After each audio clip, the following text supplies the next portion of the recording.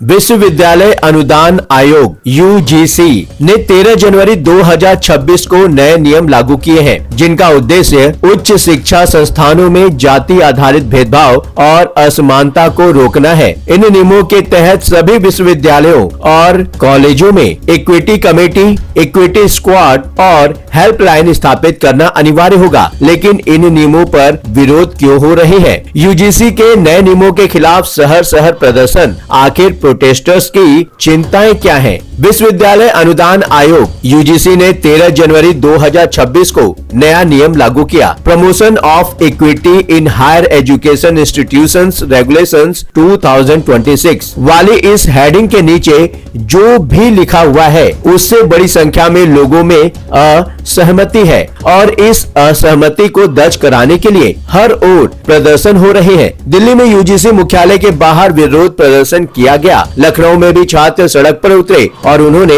सरकार पर भेदभाव का आरोप लगाया। इस बीच सरकार की ओर से जो पहला बयान आया है उसमें ये कहा गया है कि वह किसी के साथ अन्याय नहीं होने देंगे। शिक्षा मंत्री धर्मेंद्र प्रधान के इस बयान में प्रदर्शनकारियों को कोई बड़ी राहत वाली बात नजर नहीं आई और उनकी चिंताएं जस की तस हैं। ऐसे में इस बात पर गहराई से नजर डालते हैं कि यूजीसी के नियम के मायने क्या हैं और इन नियमों में आखिर ऐसी क्या चिंताएं हैं कि स्टूडेंट को लेकर टीचर, प्रोफेसर तक प्रदर्शन के लिए मजबूर है। वीडियो को आधा देखा तो बात अधूरी रह जाएगी। वीडियो में अंत तक बने रहिए। हम ये वीडियो आपके लिए बनाते हैं। राजनीति, समाज, देश और जनता से जुड़े हर अहम मुद्दे की सच्ची बात के लिए न्यूज किक को सब्सक्राइब करें। नमस्कार, मैं हूं आपके साथ सुशील पांडे। यूजीसी की ओर से कहा गया है कि इस नियम का उद्देश्य ये है कि वह उच्च शिक्षा संस्थानों में जाति आधारित भेदभाव और असमानता पर रोक लगा सके। एक नियम के अनुसार सभी विश्वविद्यालय और college equity centre, equity squad और इक्विटी कमेटी बनाएंगे। साथ ही 24 घंटे सातों दिन हेल्पलाइन भी रहेगी। अगर कोई संस्थान इस नियमों का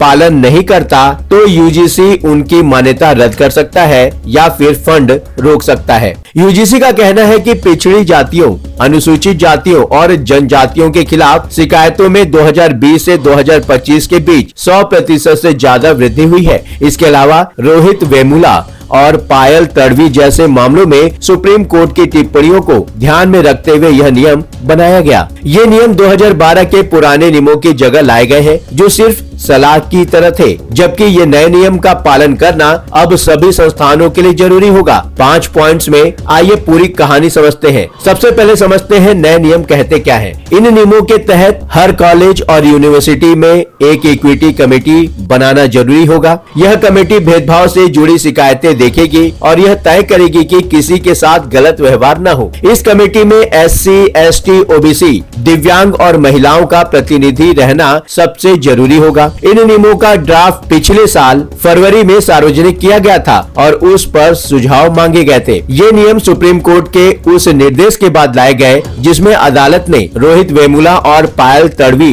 की माताओं की याचिका पर सुनवाई के दौरान यूजीसी से नए नियम पेश करने को कहा था। यह याचिका 2012 के नियमों को लेकर बहुत कमजोर और उदासीन रूप से जुड़ी थी, यानी ये नियम बस मौजूद था लेकिन इसके प्रति सक्रियता नहीं थी। इसके साथ ही हर संस्थान में एक इक्वल अपॉर्चुनिटी सेंटर भी बनाया जाएगा जो कमजोर और वंचित वर्गों के छात्रों को पढ़ाई, फीस, सामाजिक और मानसिक सहयोग देगा। आखिरकार ये नियम लाए क्यों गए? सुप्रीम कोर्ट ने रोहित वेमुला और पायल तड़वी मामलों की सुनवाई के दौरान यूजीसी से कहा था कि भेदभाव रोकने के लिए मजबूत नियम बनाए जाएं। इसके बाद यूजीसी ने ये नए नियम तैयार कर दिए। नियमों में कहा गया कि इनका उद्देश्य धर्म, नस्ल, लिंग, जन्म स्थान, जाति या दिव्यांगता के आधार पर होने वाले भेदभाव को खत्म करना है। खास तौर पर अनुसूचित जाति, अनुसूचित जनजाति, सामाजिक और शैक्षिक रूप से पिछड़े वर्ग, आर्थिक रूप से कमजोर वर्ग और दिव्यांगों के खिलाफ होने वाले भेदभाव को रोकना और उच्च शिक्षण संस्थाओं में पूरी तरह समानता मिले। 2012 के नियम सिर्फ सलाह की तरह थे, लेकिन 2026 के नए नियम जरूरी और अनिवार्य बन जाते हैं और संस्थाओं को इन नियमों के तहत काम ही करना होगा। यानी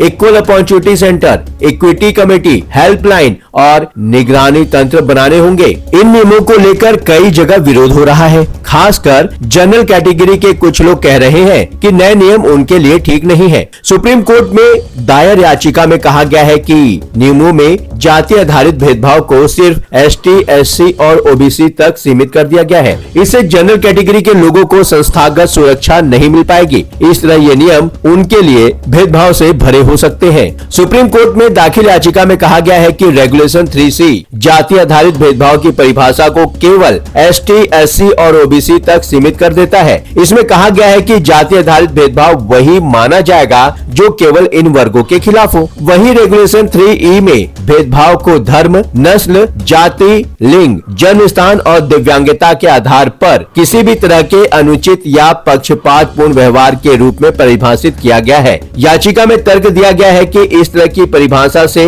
जनरल या गैर आरक्षित वर्ग के छात्र और शिक्षक जो जाति के आधार पर उत्पीड़न या पक्षपात का सामना कर सकते हैं, उन्हें संस्थागत संरक्षण और शिकायत निवारण से वंचित कर दिया गया है। ये बात समझना जरूरी है कि आखिरकार नियमों में भेदभाव की परिभाषा कहाँ बन रही है। तो नियमों के मुताबिक किसी के साथ धर्म, जाति, लिंग, जन्म स्थान या दिव्यांगता के आधार पर गलत या पक्षपातपूर्ण व्यवहार भेदभाव माना जाएगा। लेकिन आलोचकों का कहना है कि परिभाषा साफ नहीं है और इसका दुरुपयोग भी हो सकता है। संस्थान के प्रमुख को यह देखना होगा कि कैंपस में कोई भेदभाव न हो। शिकायत के लिए ऑनलाइन पोर्टल और हेल्पलाइन होगी। अगर कोई संस्थान नियमों का पालन नहीं करता है तो उस पर कार्रवाई हो सकती है और उसे यूजीसी की योजनाओं से बाहर भी किया जा सकता है। हर HEI को एक इक्वल अपॉर्चुनिटी सेंटर बनाना है। एकेडमिक और सामाजिक काउंसलिंग और कैंपस में विविधता को बढ़ावा देगा। इस सेंटर के तहत बनने वाली इक्विटी कमेटी में ओबीसी,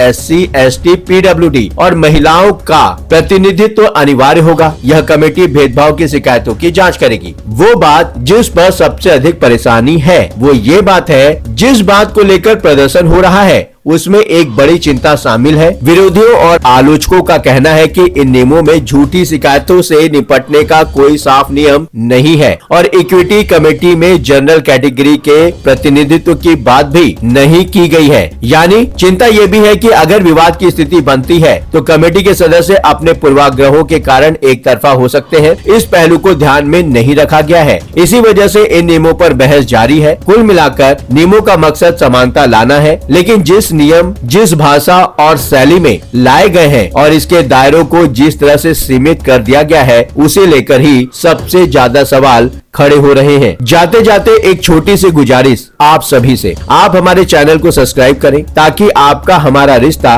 और थोड़ा मजबूत हो जाए। फिलहाल इस वीडियो को लेकर आप क्या सोचते हैं? जो भी सोच रहे हैं कमेंट सेक्शन में जरूर लिखिए और नोटिफिकेशन के लिए बेल आइकन को दबाना बिल्कुल भी ना भूलें। लगातार खबरों के लिए बने रहिए न्यूज़ किक के साथ।